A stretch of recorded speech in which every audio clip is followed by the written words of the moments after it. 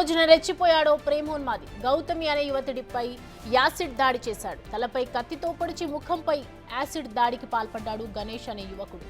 గౌతమికి పెళ్లి నిశ్చయం కావడంతో రగిలిపోయిన గణేష్ ఈ దారుణానికి ఒడిగట్టాడు. అన్నమయ్య జిల్లా గుర్రంకొండలో ఘటన జరిగింది. యాసిడ్ దాడికి గురైన బాధితురాలిని మదనపల్లి ప్రభుత్వ ఆసుపత్రికి తరలించారు. ప్రస్తుతం గౌతమి ఆరోగ్య పరిస్థితి విషమంగా ఉంది.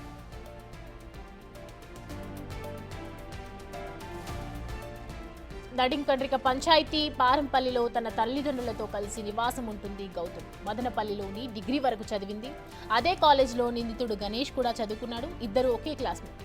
కొన్నాళ్లుగా ఆమెను ప్రేమించాలని వెంటపడుతున్నాడు గణేష్. దానికి గౌతమి ఒప్పుకోలేదు. ఇష్టం లేదని డైరెక్ట్ గానే గణేష్ కు చెప్పేసింది.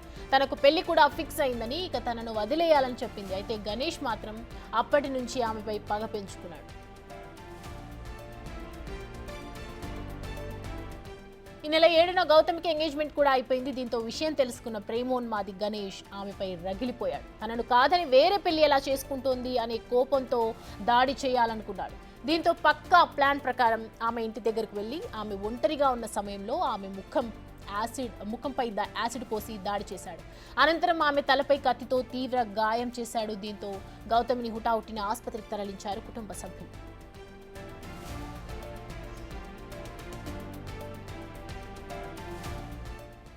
నిందితుడి గణేష్ ది మదనపల్లి అమ్మ చెరువు మిట్టగా గుర్తించారు. ప్రస్తుతం ఈ కేసును విచారిస్తూ ఉన్నారు పోలీసులు.